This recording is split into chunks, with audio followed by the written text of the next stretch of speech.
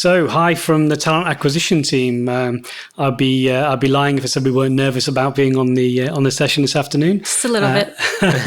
I'm really lucky though to be joined by two of my top colleagues. I'm Damian Brown. I'm the group head of talent acquisition for Chalhoub, and today with me I've got Alexandria. Yeah, hi. I'm Alex. I am the talent acquisition manager for tech and digital. Excellent. Busy? No, not at all. Naji. Hello everyone. So I'm the talent scout lead for the group, and for everyone that is listening to us, we were also candidates before becoming Chalhoubies. So oh yeah, we have some insight. Yeah, good point. Well made. I think if I think about this from my perspective, I always wonder before coming to Chalhoub Group, what's the process like? What happens? So hopefully we can cover a bit of that today and give everyone a bit of an idea of what does it look like to get into the Chalhoub process, and do we actually hire with a bit of science behind it, or do we fake it till we make it? So what happens with the recruitment process?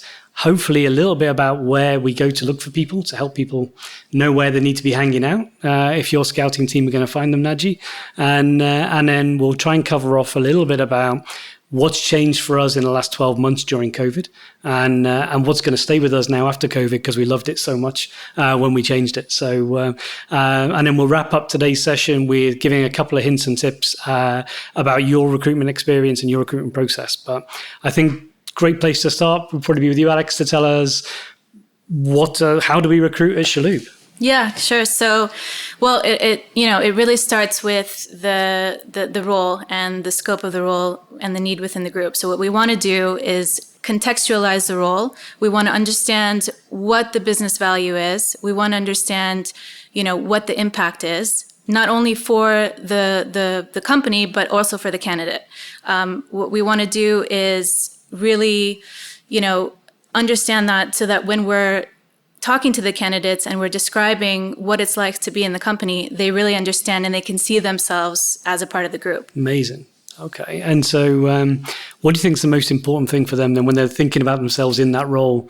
Is it just about what they're doing day to day or kind of? No, I mean, the main thing is not only day to day, but how is the career progression? How are they going to see themselves moving forward and, with advancements and leading into their future professional life? Amazing. How do you do that then? Because obviously, if someone comes to you and says, Alex, I need a digital head or a data head or whatever the words are in data. They're all gobbledygook to me. But if you're looking for one of these data scientists or specialists, how do you understand where to start with making sure you got the right person?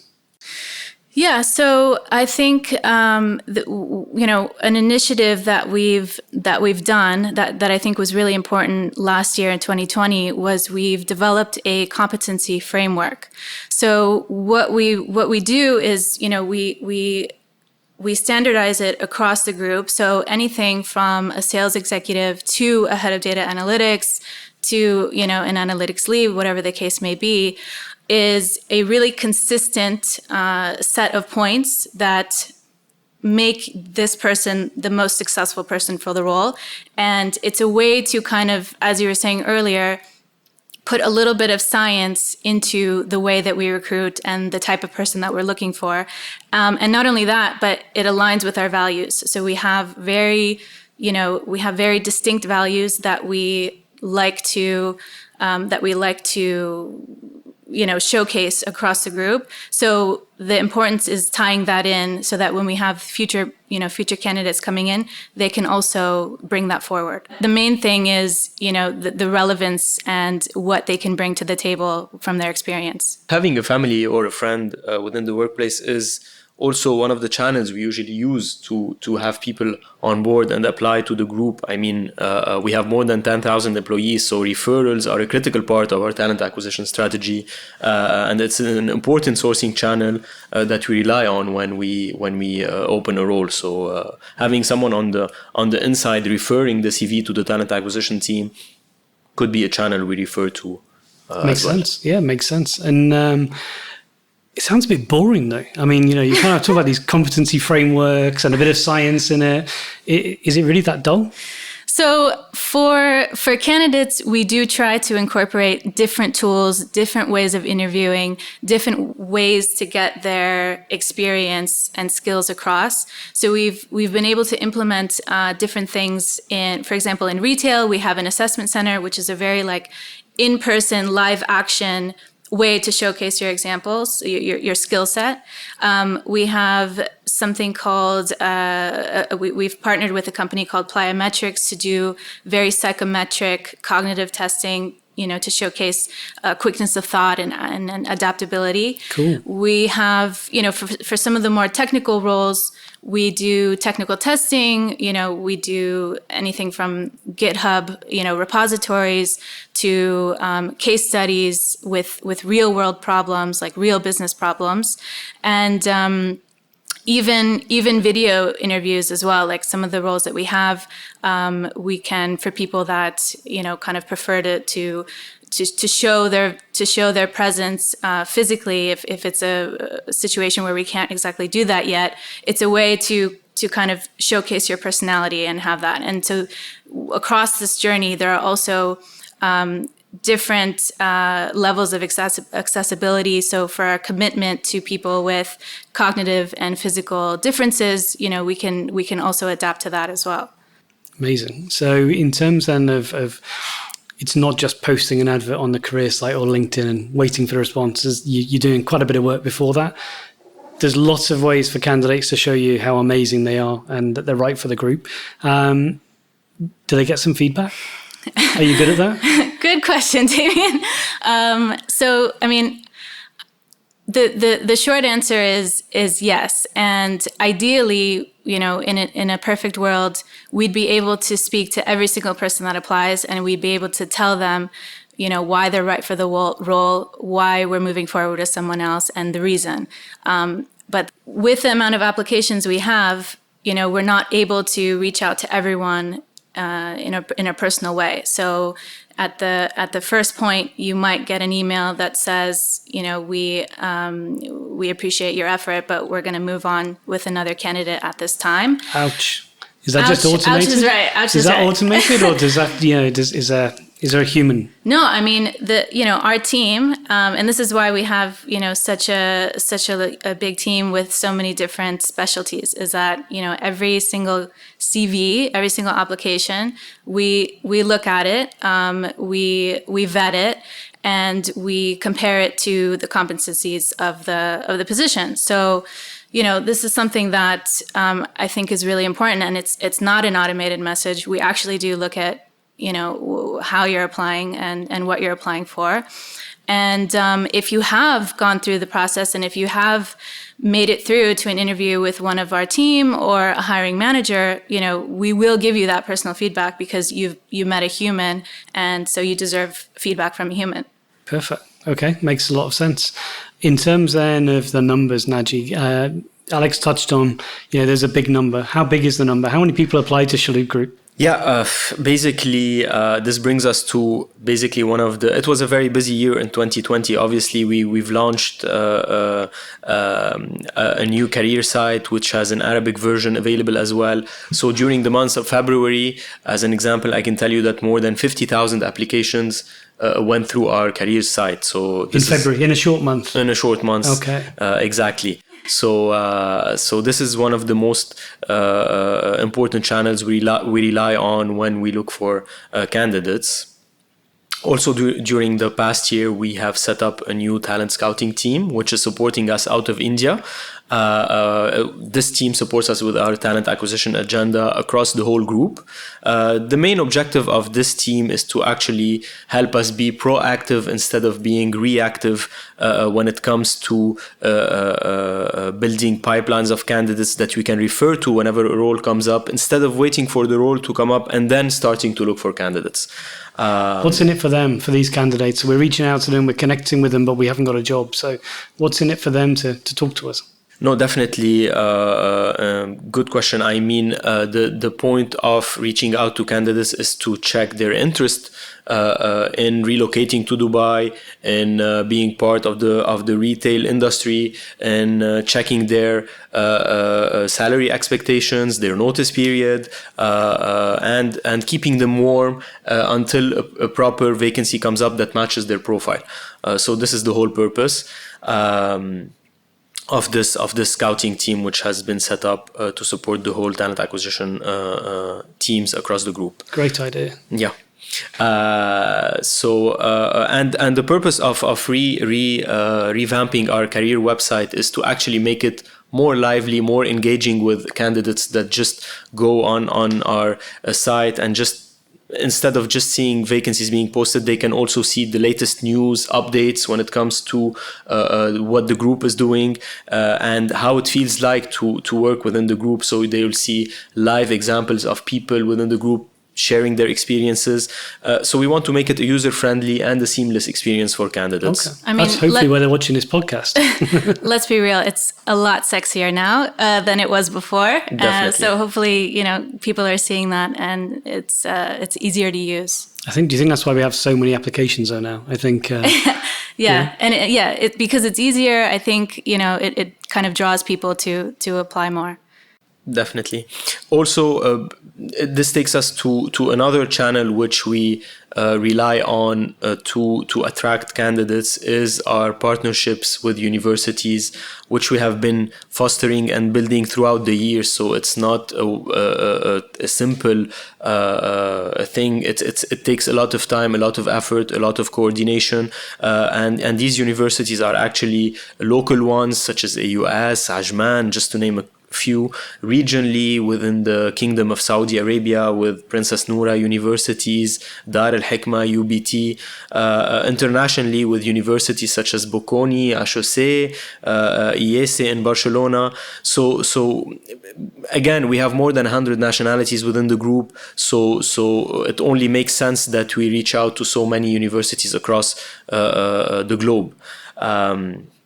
Also, as I mentioned earlier, when it comes to referrals, why we rely on referrals? Again, people that work within the group are familiar with our values. They're familiar with our way of working, and they're familiar with our culture. So it only makes sense that we encourage people to refer other people which they think might fit within our group. Makes sense. Yeah. And last but not least, we also have presence on multiple job boards. Everybody is probably familiar with LinkedIn.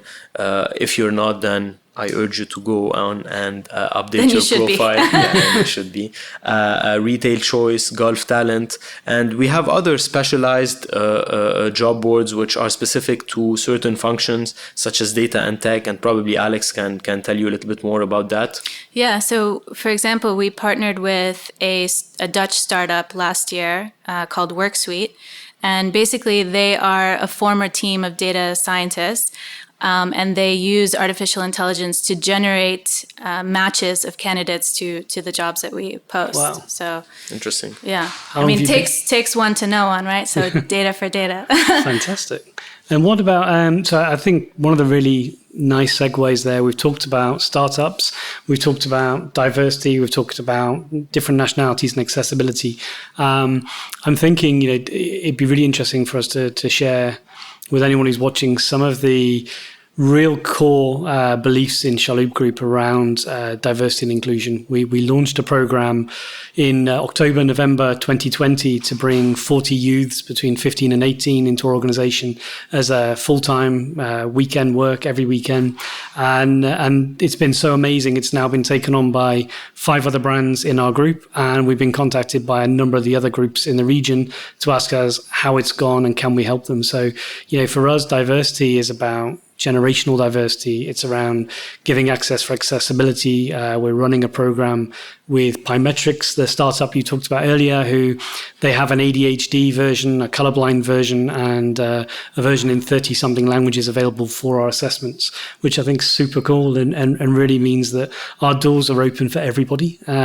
So, if you're out there and you're looking to apply to the group, we are looking for people who can bring differences. That's the power of our cohort within Chalhoub Group, 108 nationalities, 109 nationalities. And, for us, that's what makes us special. And we really want to hear from people out there who can bring those differences to the table.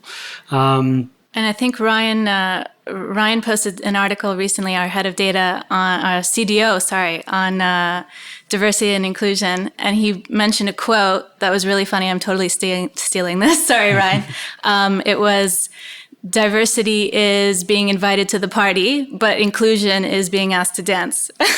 Nice. We like it. Not too much dancing in our office, though. Well, a little bit. So I think before we wrap up today, it'd be great just to reflect on what really changed in the last 12 months whilst we've been living in this wonderful world of COVID. And I guess I'll ask that to you, Naji, and I'll follow that up quickly with a question to Alex about what's going to stay with us? What have we loved so much in those changes that we're actually going to keep going forward? No, definitely. But I wouldn't call it change, but rather a reshaping of our overall employee offering. And it's basically to remain competitive and attractive to people out there. We've digitalized most of our interviewing process. So most of our interviews are being done via Microsoft Teams or similar platforms. This is what came to my mind.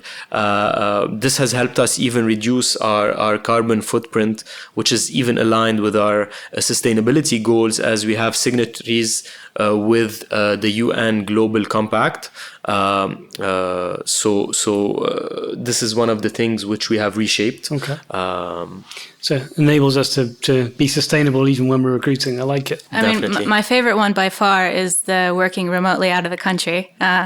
I'm personally going to be using that in 2 weeks when I go back to LA, and half of it I'm gonna work, and the other half I'm gonna play. So I think that really adds to this culture shift that we have in order to make things more flexible, and it's more deliverable based rather than the time that you're in the office. So I think that I've seen definitely from the feedback we've seen and the data, we have had a lot of people like that of any of our new policies last year.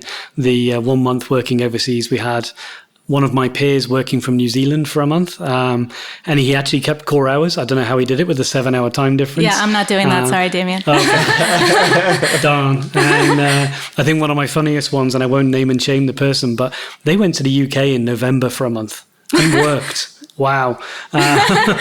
Yeah, most of the world was coming to Dubai right then.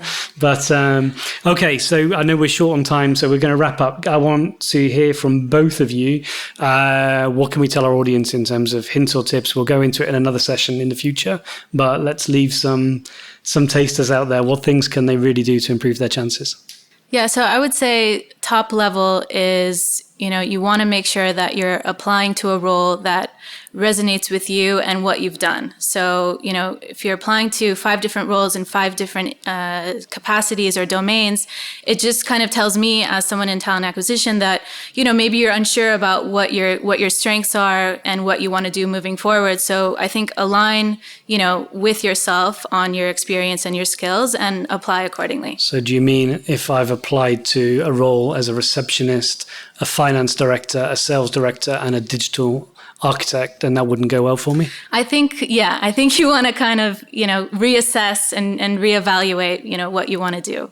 Makes a lot of sense. Make sure it's relevant to the job you're applying for. Also, just to add on what Alex has said, just make sure your CV or your resume is supported with tangible examples of how you've helped the organization you are working in either save money on budget, either enhance a process, modify a workflow. Make sure you mention the number of people you manage in case you manage a team.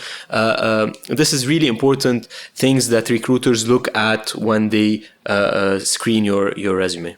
Great tips. Thank you. I think for me, a big direction for us as Chalhoub Group is around disruption and innovation. So I think the number one thing I could say to you is if you do feel you're a disruptive person or you're an innovator, make sure your profile tells us that. Make sure it's in your resume, your CV, your LinkedIn profile, because you might not make it to interview to tell us at interview. So we need to know upfront that you are that disruptor, you're that innovator that we need in our organization. So get it in your profile, be loud and proud, make sure it's up front, and then hopefully we'll be meeting you really soon.